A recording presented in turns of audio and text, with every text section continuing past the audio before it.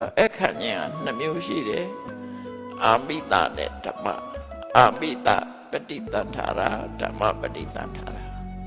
အစားအစာနဲ့အခဏကတစ်ခုဒါလူရည်ကြည့်ဘူးနောက်တစ်ခုကတော့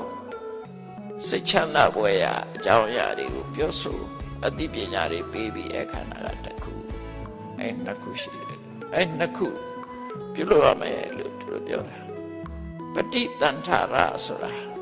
နှစ်ဦးရဲ့အကြားမှာကွာဟမှုမဖြစ်အောင်မေတ္တာနဲ့ဖြန့်ခင်းတဲ့ဆိုတဲ့အဓိပ္ပာယ်ပဲပฏิတန်ထာရဆိုတာလွှမ်းချုပ်ပြီးတော့ခင်းလိုက်တာဂျားထဲမှာအကြားအပေါက်မရှိအောင်လွှမ်းတာ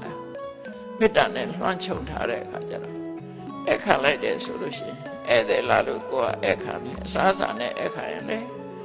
ကိုယ်ကလည်းဧည့်သည်ပေါ်မှာမေတ္တာထားရရောက်တယ်ဧည့်သည်ကလည်းကိုယ်ပေါ်မှာမေတ္တာထားသွားတယ်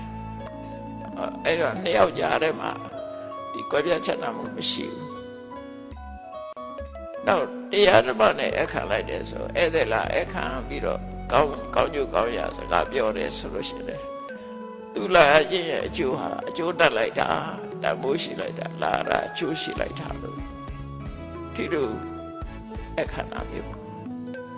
တော့အဲ့ဒီအခါမှုနှမျိုးဟာလူလောကမှာအမတမအရေးကြီးတယ်